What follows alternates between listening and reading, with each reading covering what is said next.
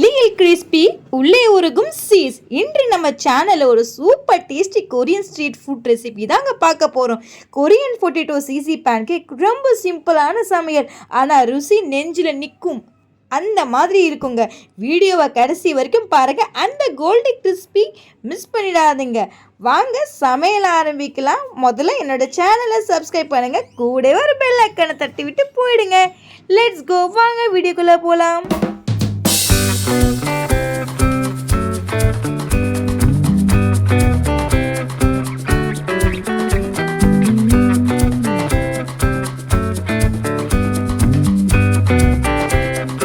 மூணு இன்க்ரீடியன்ட்ஸ் வச்சு நம்ம இப்போ கொரியன் பொட்டேட்டோ சீஸி பேன்கேக் செய்ய போகிறோம்.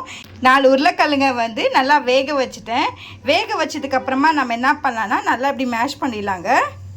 இப்படி நல்லா மேஷ் பண்ணிவிடுங்க. நம்ம பாயில்டு பண்ணி வச்ச உருளைக்கிழங்க மேஷ் பண்ணிட்டோம். அதுக்கப்புறமா ஒரு பிஞ்ச் சால்ட் ஆட் பண்ணிக்கலாம். இப்போ அரிசி மாவு ஆட் பண்ணிக்கலாங்க. இப்போ நல்லா இப்படி பிசைஞ்சிடலாங்க. இப்படி நல்லா பிசையணும். எதுவுமே ஆட் பண்ணாதீங்க. நல்லா இப்படி சப்பாத்தி மாவு மாதிரி உருட்டணுங்க. இங்கே பாருங்கள், இந்த மாதிரி வரணும். உங்களுக்கு உண்டை பிடிக்கிற இதில் வரணும். இப்போ நல்லா இப்படி பிசைஞ்சிருக்குங்க. உப்புலாம் போட்டுட்டோம். நல்லா இப்படி பிசையுங்க. பிசைஞ்சிட்டு காட்டுறேன். அவன் பார்த்தீங்கன்னா நல்லா பிசைஞ்சுக்கோங்க. பார்த்தீங்கன்னா நல்லா பிசைஞ்சுக்கோங்க. கட்டி இல்லாமல் நல்லா பிசையணும். இங்கே பாருங்கள், நல்லா பிசைஞ்சதுக்கப்புறமா ஒரு டோ மாதிரி எடுத்துக்கோங்க. ஸ்மால் சைஸில் பார்த்தீங்கன்னா சின்ன சின்ன உருண்டைங்களாக டோ மாதிரி எடுத்துக்கோங்க.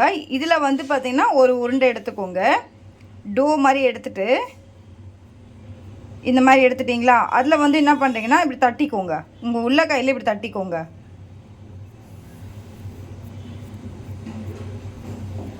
இப்படி தட்டிக்கிறீங்களா? எங்களுக்கு குழி மாதிரி தெரியுதுங்களா?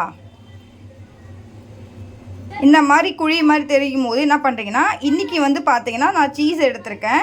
1 பீஸ் ஆஃப் சீஸ் எடுத்திருக்கேன். இதை என்ன பண்ணலாம்னா இதில் போட்டுடலாம். இங்கே பாருங்கள், மாய்ஸ்சரைஸ் சீஸுங்க அது. இதை நம்ம எடுத்துகிட்டு இதை நல்லா கவர் பண்ணிடலாம். இது இப்படி பண்ணிவிட்டு இன்றைக்கி நம்ம ஷாலோ ஃப்ரை தான் பண்ண போகிறோம். ஆயிலில் டிப் பண்ணக்கூடாது. இப்போ கையில் இப்படி இப்படி நீங்கள் வடை மாதிரி தட்டிக்கணுங்க. என்னடா டெய்லி குழம்பு செய்கிறேங்க, இன்றைக்கி பார்த்தோன்னா ஒரு டிஃப்ரெண்ட்டாக செய்கிறாங்கன்னு பார்க்குறீங்களா? ஆமாங்க, எங்கள் வீட்டில் பசங்க அடிக்கடிக்கு கேட்டுட்டு இருந்தாங்க, அம்மா ஏதாவது செய்யுங்கன்னு சொல்லிட்டு. அதனால தாங்க இன்றைக்கி பார்த்தீங்கன்னா நான் இந்த மாதிரி டிஷ் செய்கிறேங்க. இது கொரியனில் ரொம்ப ஃபேமஸுங்க. அது அடுத்த ஸ்டெப் காட்டுறேன்.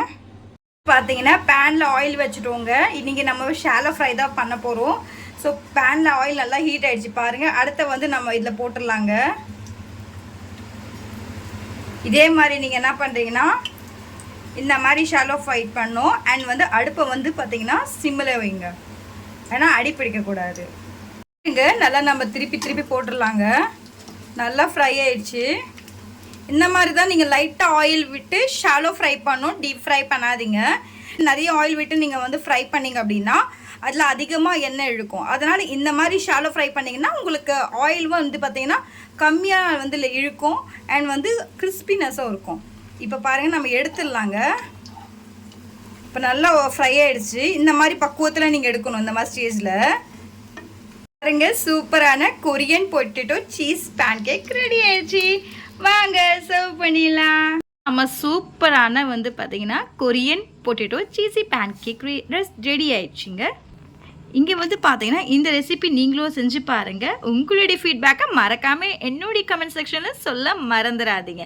வெறும் 3 பொருட்களை வச்சு ஒரு வீக்கெண்ட், அதுவுமா ஒரு அருமையான ஒரு ஈஸியான மெத்தடில் கிறிஸ்பி அண்ட் டேஸ்டியான கொரியன் டிஷ் செஞ்சுருக்கேன். இந்த ரெசிபி உங்களுக்கு பிடிச்சிருந்தா உடனே உங்களுடைய பசங்களுக்கு லீவ் டைம் அதுவுமா செஞ்சு கொடுத்தீங்கன்னா அந்த மழை டைமில் அவங்க வாயில் டீ கூட சாப்பிடும்போது ஆம்பிட்டு ருசியாக இருக்குங்க. வாங்க இப்போ பார்த்தீங்கன்னா இதில் இருக்கிற ஒரு கிறிஸ்பியான கொரியன் பொட்டேட்டோ பேன்கேக்கை நம்ம எடுத்து காட்டலாம். இங்கே பாருங்கள், சாமியாக இருக்குங்களா? சூப்பராக இருக்குது. இங்கே பாருங்கள், பிக்கும்போது வரும் பாருங்கள். அந்த வாயில் இன்னும் போடும்போது அம்புட்டு ருசியாக இருக்குங்க. அப்படியே இங்கே பாருங்கள், சூப்பராக இருக்குது பார்த்தீங்களா? உள்ள அந்த சீஸ் எல்லாம் வந்து பார்த்தோன்னா உருகி அவ்வளோ சூப்பராக இருக்குது. எனக்கே வாய் ஊறுது இப்பயே. வேற லெவலுங்க. பார்க்கும்போதே அப்படியே அழகாக இருக்குது. மேலே எள்ளு போட்டு செம்ம டேஸ்ட்டாக இருக்குது. பாருங்க பாருங்க, அந்த சீஸ் இழுக்க முடியலங்க, அப்படியே உருகி போய் அவ்வளோ டேஸ்ட்டாக இருக்குங்க. பார்க்கவே சூப்பராக இருக்குது. இது வந்து பார்த்தீங்கன்னா கொரியனில் செய்யக்கூடிய ஒரு வந்து ஸ்பெஷலான டிஷ்ஷு.